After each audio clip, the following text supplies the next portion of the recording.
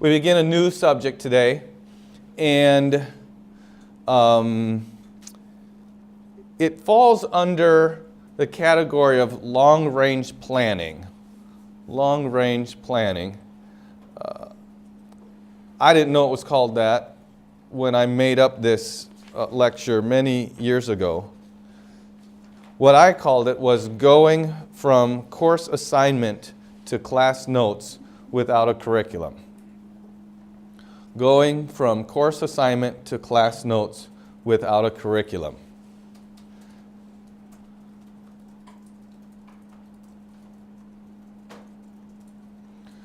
Hopefully we'll have just two parts of this, today and Monday, I think it is. But when I say going from class assignment to course notes without a curriculum, what comes to your mind? Jacob.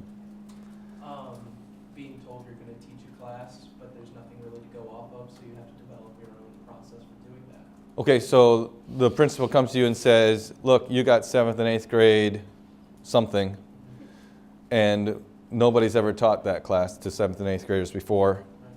And maybe some established curriculum we don't agree with or something like that. Right. There's stuff out there, but we don't want to use that exactly. Okay, that's a pretty good idea. Anything else come to your mind there? You're not supposed to say good, that was the right answer, because then everybody else says, well, he said the right answer. We'll get to that. But when a guy gives exactly, did you look at my notes or listen to these lectures before? You're not Rick. So that is what I'm thinking of, okay? That you, and let me just say, this happens, we can't say it happens all the time, because all means all. But this happens lots of times, especially in Christian education. Okay? You studied something, you got hired for that something, and the person that does something else is now expecting a baby and can't teach. And so for this year or this semester, we need you to cover for them, and it's not something that you studied even. You studied this, you get married, and the awesome man gets hired here, and they need you to help, but what you studied for, they already have somebody that's been doing that for 15 years, and what we need you to do is this, and you didn't study for that, okay? Or it might be something that you did study for, but as Jacob says, there's a curriculum, but there's so many little things in there that is not what we agree with. They don't approach it the way we want. You can use that, but we don't want to follow that. We want to come up with something ourselves. Okay? That type of situation happens a real lot. It happens a tremendous amount. It happens to people on our staff, like I shouldn't say all the time, but on the college level, and I see that hand, but if you put it down, I'll forget that I see it. So, but on the college level, anytime a new class is, it's like, we ought to teach this. Somebody has to sit down and figure out, what does that mean? I think we ought to teach Second Temple period. I just heard somebody asking Mr. Schrock what Second Temple period is. I did. I went to Mr. Schrock and I said, we have Hebrew history, but I think we can do that in 4 semesters. Okay? And let's divide it this way. Now, he had a Hebrew history course to start from. But what do? How do you decide what to cover, how often, and all of that? So these next 2 lectures, next 2 sessions, we're going to talk about the idea of what goes behind building a course. Now, the other thing I should mention is that this is tremendously important even if you are handed a curriculum. Okay? Because if you're handed a curriculum and all you do is read and deliver the curriculum, you're not teaching much. I'm going to go through a process that I call 4R, to 4R something. And many years ago, we decided that this is something that everybody that is going to student teach needs to do with the academic subjects that they're going to teach. And here's the reason. Before that, we had many seniors in college getting up to teach 5th or 6th grade science or something like that, and they didn't know why they were there. I mean, they were there because they were assigned to student teach. But as far as what they were teaching, they were just giving the information. Have you ever gotten information from somebody and you could tell they didn't really, it was just, it was given to them and they were passing it on to you and they didn't own it. It wasn't theirs. They didn't know anything about it. They weren't invested in it. That's what was happening with our student teachers. They had a curriculum, and so they were just reading it, working on getting their bulletin boards and their whatever visuals and papers graded and all that, which is a lot to do with student teaching or with teaching. But when it comes down to it, all that other stuff is nothing, is worthless if you're not giving something to the students. And you can't give something that you don't have. Right? So if all you have is the words in a textbook and they're not really yours, you're just kind of the one that relays them, students aren't really learning much. Doing a 4R project on a subject isn't like a magical process that guarantees that you'll get it. But it does a tremendous amount toward helping you understand the foundations of that subject. Maybe not the words of any lesson in the whole year, but it helps you understand what is going on behind the subject and why you as a Christian are teaching, that subject. So, before we get into it, Barrick was going to ask a question. I think you can answer my question, but Okay. by class assignment, you're talking about a teacher being given a Yes. class, okay? Yep. So you leave here at any point in time. Somebody comes to you and says, hey, I know you went to Fairhaven for even if it's just a couple years. That happens a lot too. Not encouraging you all to just stop early, but it still happens. People, you got some, you like school or you studied some, we need you to teach this class. 3rd and 4th grade Bible. Even if it's just 3rd and 4th grade Bible. Like, what are you going to do in 3rd and 4th grade Bible? Well, it's just like Sunday school. Is it? It's 5 days a week. That's not like Sunday school. Okay? These are kids that need homework and quizzes and stuff like that. What are we going to talk about? How am I going to teach? I'm not going to just tell stories every day. Okay? So whether it's whatever grade level it is, you've been assigned something and you need to come up with daily lessons from that.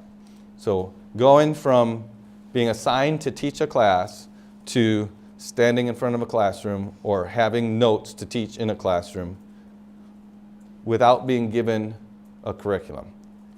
On the back side of that is the idea that something along these lines, this process in one way or another, is followed anytime class notes are produced. If somebody sits down and writes a curriculum, they have to go through this kind of a process, one way or another, something related to this kind of process. Maybe not my process, maybe not 4Ring, but they have to know something to finally come up with, this is what you should teach today. Okay? And whether you're coming up with it yourself or you're being given it, if you're being given it, you need to know what happened behind it and do a little bit of your own so that you can, as they say, take ownership of it and actually teach it rather than just hand it off to, it was handed to you, you hand it off to to your students. So, we have basically two sections or two elements of this idea of long-range planning. And the first is that you need to know your subject. That sounds obvious, but I'm going to talk about knowing it from a different perspective. In our next lecture, we'll talk about making an outline that leads to a topic for each day of the year. Okay? So today, we're just going to talk about knowing your subject. Now, when I say you need to know your subject, most of us think, well, I got to read the textbook, I need to know all this information. And that's not what I'm referring to. I'm not referring to knowing the information that is going to be related to your students. I'm talking about knowing the subject. Pick your subject. Grammar, literature, economics, government, history, algebra, whatever. Pick the subject. You need to know and understand that subject. And as we proceed, hopefully that idea of knowing your subject will take shape in your mind. There is a process for doing that that's called 4R, to 4R something. This process was developed by some people, I think it was recognized or developed by some people at the Foundation for America's Christian Education. And Rosa Lee Slater is the name of the lady, I think, that developed this. But they put 4 R's together, and I must not understand it completely, but this is the way I understand the 4th one is record. Whenever I've heard this 4Ring taught or explained, the 4th one is always it's like a letdown. So I give it first. Because we talk about all these things, and then the 4th one is, by the way, you should be writing this down. It's like, well, of course. So maybe I've got it wrong, but I'm giving the 4th one first, and that's record. You want to, all the things that you do in this process of the 3 other R's, you should be recording. You should be writing it. I know the times have changed, and so now we copy, paste, we type, whatever thing like that. But that's the idea, is that you have to have a record of the things that you've done. You need a record of the other R's. So you're recording it in some way.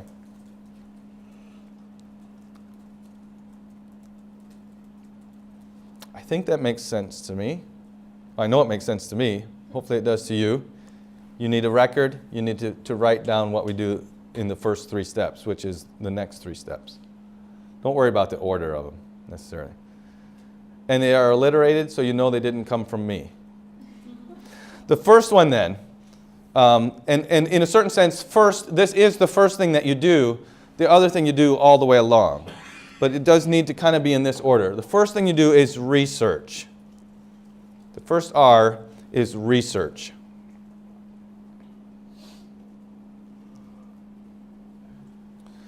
And there are 2 parts to the research. The first part of research is to define the subject and the terminology of the subject. Define the subject and the terminology, or the terms, or the prominent vocabulary of the subject, the major vocabulary of the subject, something along those lines. Now, this is an academic exercise. And so in order to do this, we can't just Google the term. We can't just pull our, desk dictionary off the shelf, our little 50,000 word dictionary. We need a good dictionary, a thorough dictionary. There are probably others, but the 2 that I know of that I know are going to give you the information you need are these. First, the Oxford Dictionary of the English Language. The Oxford Dictionary of the English Language is a 20-volume set. Each volume is 9 by 12 pages, and each volume probably has 500 pages in it. There's a lot of information there. We have one from many years ago, not the most current one, but we have one of these in our library. It'd be good for you just to go look at it once or twice. Okay? But what you have in the Oxford Dictionary of the English Language is a very thorough definition of the word, and then you have a history of the definition of the word. So,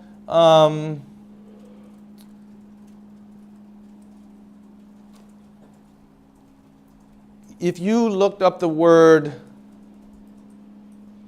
I have it in my head, but it's not coming out. Some word that we think of today as archaic from the King James Version. Or some word that's not archaic but has an obviously different meaning, like without.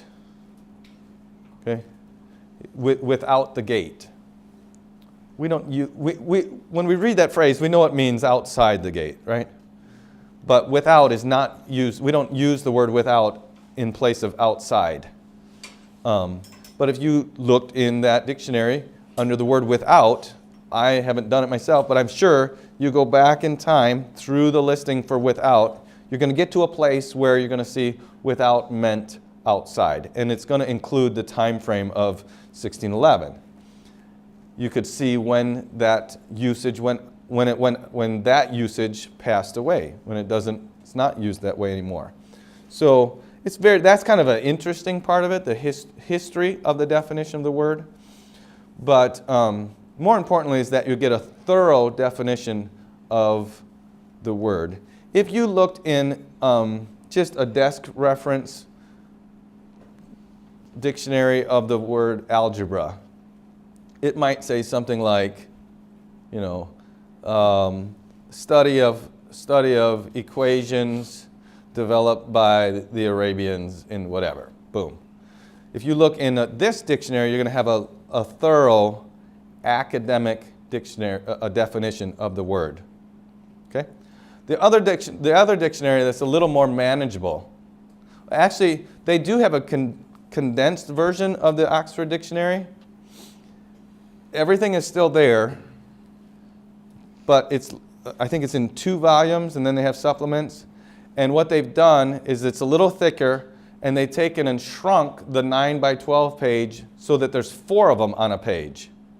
And it comes with a magnifying glass, because you have to have like bionic eyes to be able to read it without the magnifying glass. But that's like the pocket edition. It's still like this big. So, one that I think works even better actually for us, except for Shem, is Noah Webster's American Dictionary of the English Language. It would work fine for Shem too.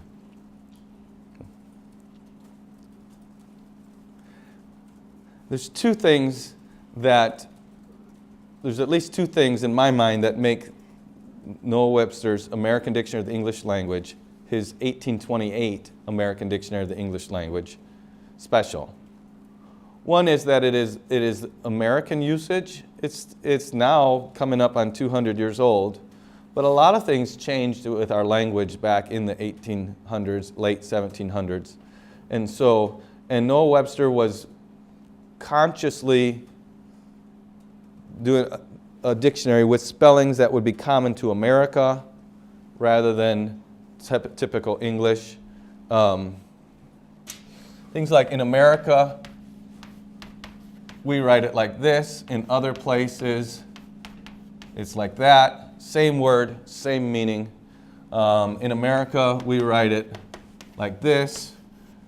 At that time, they wrote it like that. In America, see if I can spell, we say neighbor.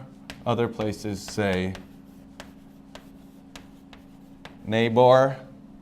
For that matter, in America, we say savior, and English people say savior. Okay. I use that example on purpose because this is not the demonic way to spell savior.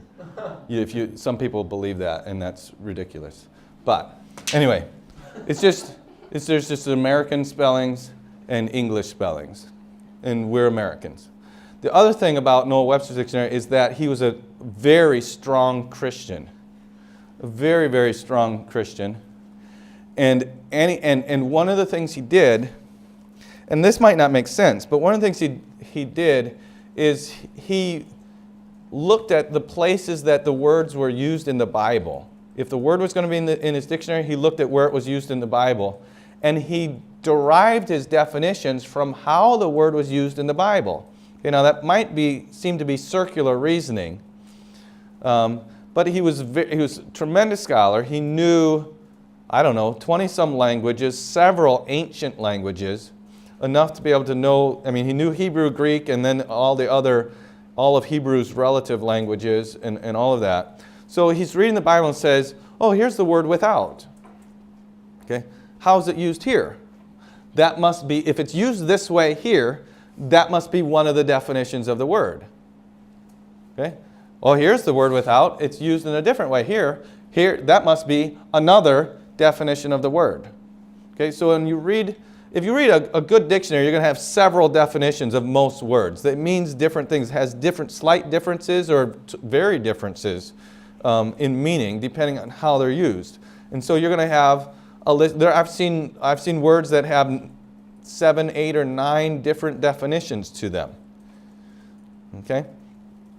Because they're in different uses, maybe even in different fields of study.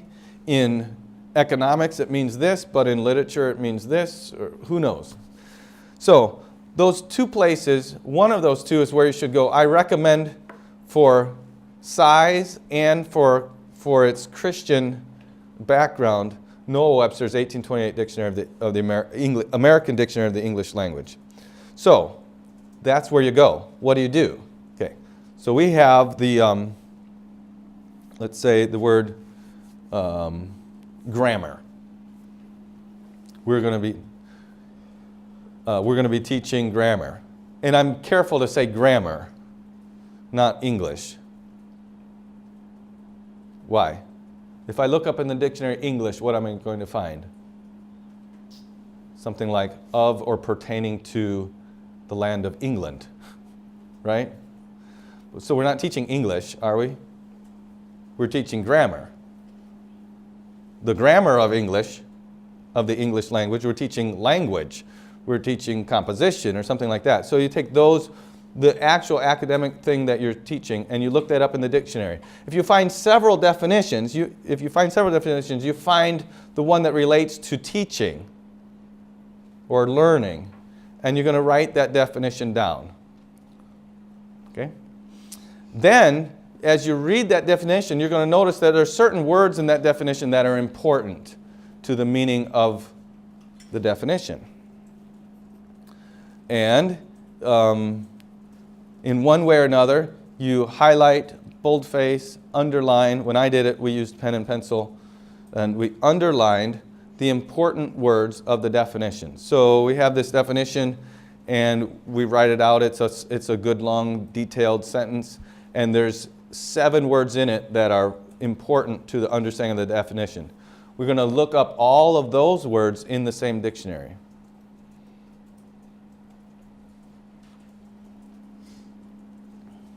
Okay. So I have grammar, and there's 7 words there, and then kind of in an outline form, maybe not with numbers, but with bullets or something. Underneath the definition of grammar, I'm going to have highlighted or underlined or boldfaced the important words there, and then I'm going to look up all of those definitions, the definitions of those important words. And as I go do that, I'll then highlight or boldface the important words in those definitions and take them even a step further. Normally by that time, you will find maybe 1 or 2 words in that 3rd level of definitions that you haven't looked up already. But because they're all related, you're going to end up with 10 or 12 words that are all important to the idea of that subject. And then the definitions inside are going to become redundant. There's not going to be any more important words to it. So once I've gotten the subject defined and the important words in the subject defined and the important words in those words defined, I'm going to make what I call a composite definition. Normally definitions are concise, but This definition is not concise. It is long because it's using the defining terminology of the inside words to build this very full definition, so that hopefully you could read that one composite definition and not really need any explanation, because the important words from the definition have been defined within that composite definition.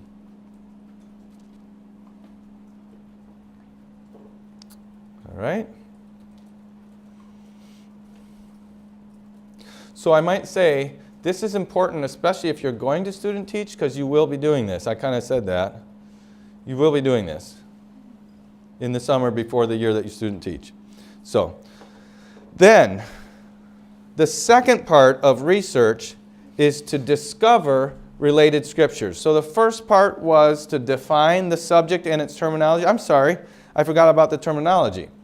So if we're studying grammar, we've defined the subject. We have that big composite definition. Then, as we study grammar, and we're all experienced with studying grammar, whether we're good at it or not is another thing, we have experience.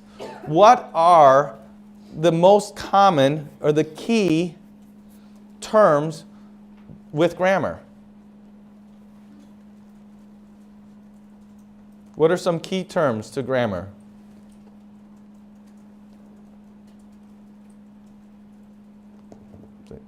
Oh, that was a long time ago. Jacob.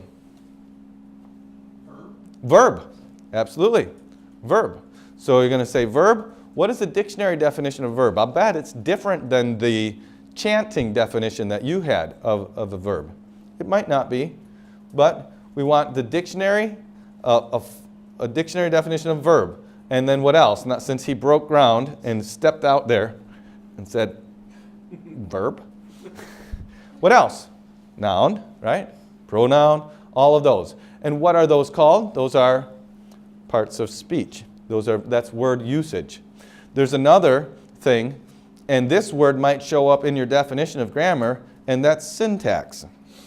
It's not what we put on cigarettes and booze. Okay, it's very close, but this is syntax.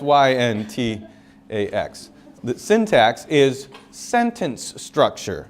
Okay? And a sentence is structured with subjects and predicates and objective elements, whatever. There's words that are related to the sentence structure. And then there's other words like ornithology, that is spelling. All of these words may show up in your big definition, but the major components of the subject, you will want to define those. If we're doing algebra, anybody math people here? Any math people here? It's been too long for me. The last time I had algebra was 1993. I liked it, but it's been a long time. But there's, algebra is going to have a definition, and then there's going to be there's equation, right? Equation. There's going to be lots of different equations. So what is an equation? We want to know the definition of it. Okay? And whatever. Maybe concept, maybe if it was geometry, I can think of theorem, axioms, and whatever other things. I don't know. Proofs. So whatever it is, the key terminology, not every term that the textbook is going to come up with, but the major terminology of the subject, you want a dictionary definition of that. And if there's an important word in there, you should define that word also. Okay, so with the subject, you've got the definition, important words in the definition, and important words in those important words. With the terms, I think it's only necessary to do the term and any important words in the term. The definition of the term and any important words in the term defined. So 3 levels for the subject, 2 levels for the terminology. Depending on how you count. Maybe you're going to say 2 levels deep for the subject and 1 level deep for terminology. However you do that. Okay, so we've defined the subject and its terminology. And really, people who have studied a subject for a long time in school, you do this and it will help, especially if you're familiar with it, it will help you have a deep inside knowledge of what this subject is. You won't learn anything new necessarily, but it's just a different way to look at it, and you'll have a much better grasp of it. So, now then, the first part of research is define. The second part is to discover related scriptures. Now, sometimes people think, we're Christians, shouldn't we do that first? And the answer is no. Okay. Can anybody think of a reason why we wouldn't go to the scriptures first? You have to understand what you're looking for to be able to look for the correct definition of the scripture. Okay, very good. We need to know what we're looking for. If we say, I'm studying algebra, and we say, okay, go in my concordance. Algebra is not in the Bible. I knew we shouldn't have been studying that. It's not a biblical subject. It's not there. We shouldn't be studying algebra. Well, we can laugh about that, but we all know full well that algebra is in the Bible. Okay? But if we just look for the word algebra, we're not going to find it. But if we've got this really full understanding by definition of what algebra is, then we're going to be able to find, we're going to think of the right words to use when we're looking for the subject in the Bible. We're going to say, well, I know algebra is not in the Bible, but since we've got all this full composite definition of algebra and its elements, terms in our minds or on paper before us, that should suggest to our mind words to search for in Scripture. Now, I have had people say they're doing arithmetic. Well, arithmetic, one of the key words in the definition of arithmetic would be number, right? And so somebody does a search. They just do a concordant search of the word number in the Bible. What do they come up with? I'm going to make this up. They come up with 623 uses of the word number in the Bible. And then they press print. That's the problem with computers. It takes our mind out of it. Okay? And then they put those 623 uses of the word number, and they say they have discovered the related scriptures. Are those the related scriptures? No. And you haven't discovered them. You haven't looked at every one of those. Okay? So when you search, a concordance is good, and you should probably start with a concordance, but then a topical Bible is extra helpful. Now, a topical Bible, someone has said this verse is related to this topic. And that's very, very helpful. Unless the someone who said that is somebody that you disagree with. Okay, I just point that out to say, Nave's topical Bible is not the Bible. It's Nave's topical arrangement of verses in the Bible. And he's pretty good. Torrey's topical textbook or whatever is not the Bible. It's Torrey's grouping of the Bible into topics. And it's pretty good. Okay? So use those things because they're very helpful. And in almost every case, it's going to be accurate to what you're studying.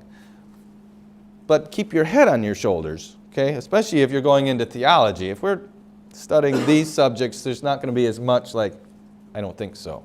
But if you're getting into the study of salvation, some people think verses are related to salvation that are not related to salvation, and others, okay? So don't misunderstand me.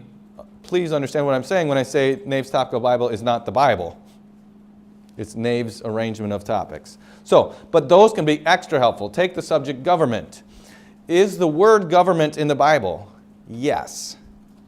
But is the idea of government in a lot more places in the Bible than where government is? Yes. I mean, it talks about a king. It talks about this type of thing or that type of thing, a kingdom.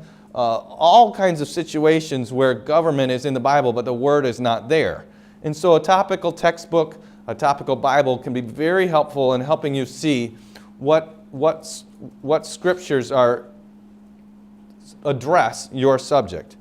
Then, when you get those, you're not going to take them all. You have to read them and say, what does this scripture tell me about my subject? Okay? So, if it says Moses numbered the people, okay? That tells you something, but it tells you something once. You don't need every time that, David numbered the people, and they numbered, or we get these listings. How many were in the tribe of Reuben, and how many you don't need every single one of those, right? So you're going to say, and even if we have one, we don't have it just because it uses a term. We have it because we have discovered its relation to our subject. Okay? So we discover, underline it, boldface it, double underline, bright red with flashing lights, related scriptures. We're not just discovering scripture, we're discovering the related scriptures. Hopefully that makes sense. So, the next thing is our second R, reason. So, we know our subject because we've researched our subject by defining the subject in the dictionary and by discovering the related scriptures. Next, we're going to reason through the subject.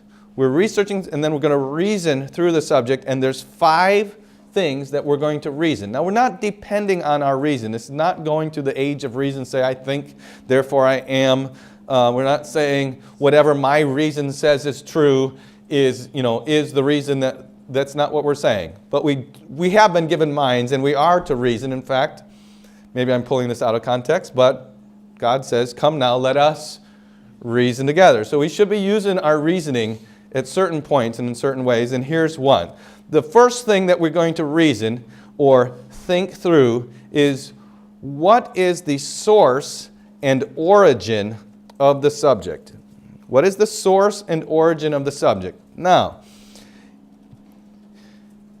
if you're going for the quick answer, we can get that from the 4-year-olds in Sunday school. Right? The quick answer is God. He created it, or Jesus. That's right? But so that is true, but that's not what we're looking for. We want some explanation. How is God the source of this subject? When did he originate it? Okay? So that's what we mean by the source and origin of it. Okay? What's the source and origin of language? And he said, right? Okay, it's not just God. It's God when he spoke. Not only, actually, because God is a Trinity, that somehow they had communication and fellowship before creation. But for us, language began when he spoke. And he did speak. Did he have to speak in order to create? No. But he created language when he spoke. Okay, so that's just kind of an example. You have to use your mind. It doesn't take a ton of research unless you don't have much in your mind. Okay? But use your mind to think, okay, this came from God. How did it come from God? When did it come from God? Okay? How is God the source? We know he is, but how? How is he the source of this? And when did he originate this subject? Okay? Arithmetic and the evening and morning were the first day. Okay? I mean, it's simple, but it needs to be reasoned out. Okay? Now, will you get up in your class and say, all right, kids, I'm going to tell you today about the source and origin of mathematics? Probably not. But since you know it and you've thought it through, you're way more comfortable with why you're standing there teaching. Hopefully. Second, reason the end and purpose of the subject. Okay? The end and purpose of the subject. So, the source and origin is God. What is the end and purpose of the subject? Very simple, right? To give glory to God. Right? In a certain sense. It's God. Okay? How? How does language, if it's used rightly, which is its end, its end and purpose is to be used rightly. What is language? What is language's purpose? Or what is mathematics' purpose? Or whatever, economics' purpose? How does it end? What is its fulfillment and its purpose? I know these are kind of vague, philosophical type statements, but they are things that we should think through, or when we have thought through them, we know better what we're doing. It's related, and there is a difference between the end and the purpose. The purpose is to accomplish the end, but they're not they're related, closely related, but they're not exactly the same. All right, so source and origin, end and purpose. Then, reason, the third thing we're going to reason, are the basics of the subject. Now these, as we think about the subject, as we think through the subject, we may already know some of the basics. We may know what they are. We just need to think them through. What are the basics of grammar? Okay, we said it. We said some of them already. Right? One is how words are used. Okay? Word usage. Another is how sentences are constructed. Syntax. Another is how words are spelled. And there could be a few other things, but what are the basics of the subject? We want to know what the basics are so that we know where, when we get to day 57, we don't have to think it through, but because we know the basics, we've thought through the basics, we say, okay, so with just subconsciously, we know where what we're teaching on day 57 fits into the general scheme of the subject, the basics of the subject. All right, so we're going to reason the source and origin of the subject, the end and purpose of the subject, thirdly, the basics of the subject, and then the goals of the subject.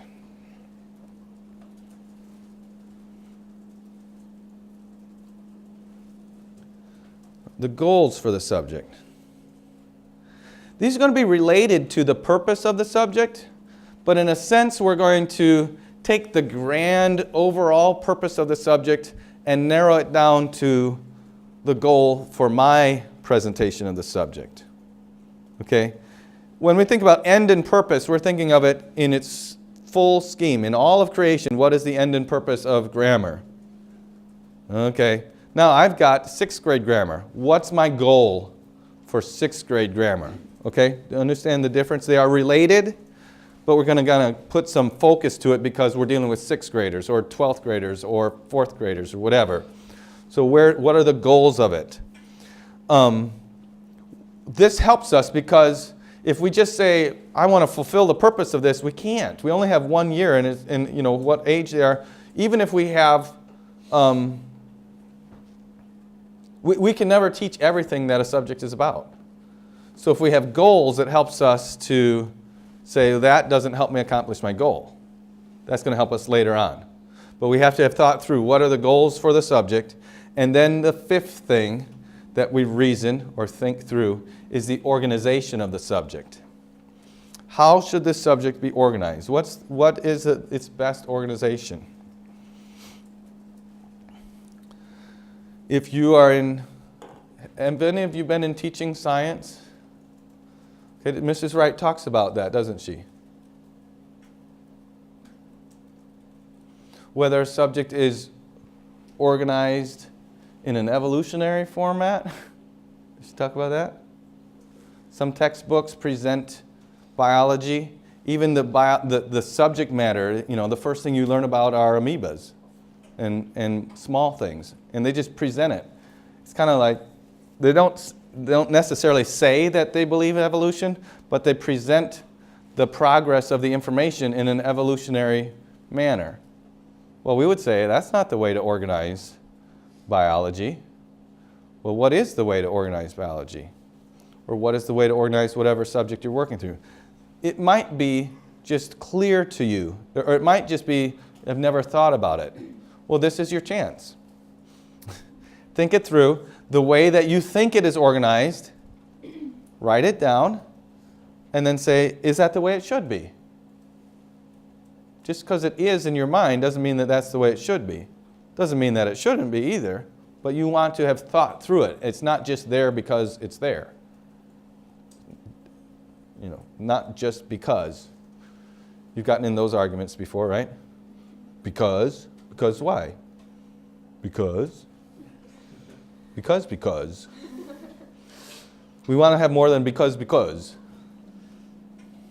So, those are the reasoning those are the 5 points of reasoning that we need to think through.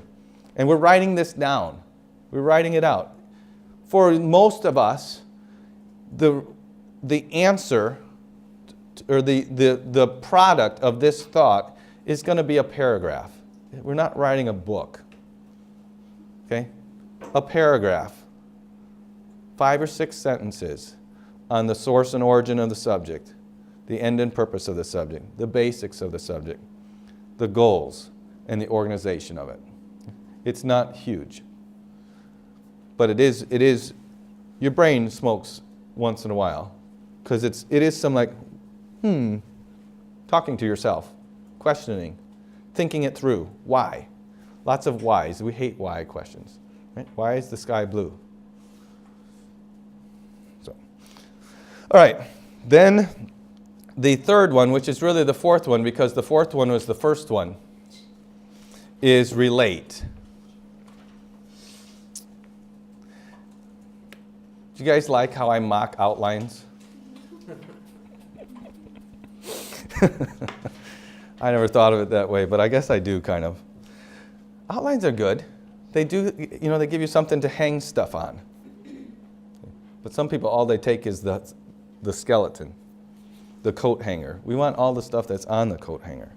All right, so the third one is relate. Relate. So the first is research. We've researched our subject. The second, we think through, we reason out, we think through our subject. The third one is to relate. And there are two things, and if you're writing, you might put some space between these. But there are two things that we want to relate. The first is we want to be able to relate the value of the subject to the student. Now again, let me say, I'm not saying you're going to do this for the student. You're doing this for yourself. You want to understand the relationship of the subject and the student and why the subject is going to be valuable to the student. If you don't believe that what you're saying in front of the classroom is of any value to your students, you're not going to teach it very well. If I didn't think this was important, we'd have been done with this outline in 5 minutes. Right? Okay? And there's been times when you've been in a class where you received an outline really quick and you thought, well, what good was that? What am I going to do with that? Well, the teacher didn't know what you to do with it either. He just knew it was something that you needed to have. Okay? So we want to think through the value of the subject to the student. We're still thinking in general terms. We don't have to do this for every single lesson. We're thinking about grammar, or we're thinking about algebra, or literature. Why is literature valuable to my students? You're going to relate that. You're going to think it through, and then you're going to relate on paper with words. This subject is valuable to my students because and in this way, or something like that. Okay? So relating the value of the subject to the student. And then the other thing that we relate is the role of the subject in life. Now, give me a second to explain that once you write it down.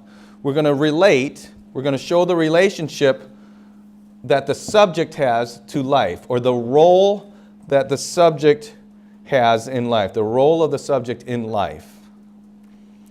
Now, there's a very simple place to see that. Now, we can see it and not understand it, but if we see it, then we can study where we see it, and that'll help us understand it. Okay? So we can see how this subject, the role this subject has in life by looking at history, because history is the story of life. Okay? Does that hopefully make sense? If I want to say, how has grammar played an important part in, how does grammar play an important part in life? Well, we just use it. I don't know. Well, we can look in history and see individuals. Primarily, that's the easiest thing, and that's where I suggest you start with this project. Just look for individuals that are prominent in your subject and see how God used them to develop your subject. Okay? If we're going to grammar, you look at Samuel Johnson. You guys aren't English people, but you look at Samuel Johnson. He basically wrote the first or one of the first or most recognized dictionaries of the English language in England. And you look at Noah Webster. He wrote an American dictionary. Okay? There's other people, but Noah Webster is seen even yet today as a very prominent figure in the development of language. Well, let's see just study his life. How is language important to him? How did it become important to him? How did what he did with it advance our understanding of language? You can do that with any subject: literature, economics, history. We look back and see the people that in God's providence He has used to advance our understanding of that subject and study them. And that's a starting point for being able to understand the role of the subject in life. Okay? It's kind of, for me, remember when we talked about two-tiered objectives? Our objective is to understand the role of the subject in life, but that's really, really vague. It's really vague. Even for vagueness, it's vague. Okay? But I think that if I study how, pick someone else, Pythagoras advanced our understanding of geometry. I study his life, what happened, the circumstances in his discovery of his theorem or whatever. I'm going to understand a little bit about geometry and life. Okay? And I accept that, going back to our Gronlund's two-tiered objectives, I accept that understanding as being acceptable for understanding better the role of the subject in life. History is the record of life, and if we look back, we can see how that subject played a part in certain places in history. And actually, it plays that part throughout history, but we can see it in these prominent people. Okay? So, understanding how God used a certain person in your subject to advance the subject. We don't really care, I don't mean this in a mean way, but we don't care about how many children he had or something like that, or what he always ate for breakfast. But how was grammar or how was economics changed?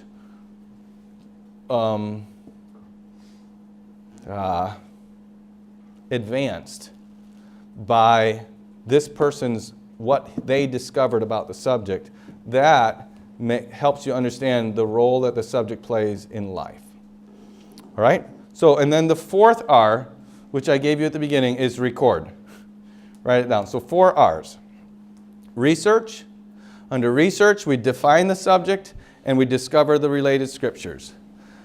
Under reason, the second R, we reason, we think through the source and origin of the subject, the end and purpose of the subject, the basics of the subject, the goals for the subject, and the organization of the subject. Then the third R is relate or think through. We relate in our minds and on paper the value of the subject to the student, and we relate the role of the subject to life. And for our own purposes, understanding the role of the subject to life, we discover that by looking in history at prominent people. We start by looking in history at prominent people and how they advanced the subject in their life. And all the while we write down this. We keep a record of what we have found, and doing that helps seal it in our mind. And let me say, for this type of exercise, this is one exercise where actually using pencil and hand or pen and paper really helps it get into your mind much better, because you're dealing with these definitions, and writing out a definition is way more advantageous than copying it and pasting it. Okay? I will not say that we've required these to be handwritten exercises, but I will tell you, if you want to really understand it, write it out. Do the work to write it out, and it gets into your mind much better that way. Okay, so we will take this understanding, We are not finished with this. Okay? This is the start. We take this understanding and we go from this to say, okay, now that I know my subject, how can I put together an outline or an overview for the whole year that is detailed enough to tell me what I will teach each day? We're not going to go to what's in each lesson, but the topic for each day. That's where we'll go in our next class period. We're going to say, okay, how I know my subject, how will I get from 180 days to what I need to teach tomorrow, and the next day, and the next day. All right, see you the next time.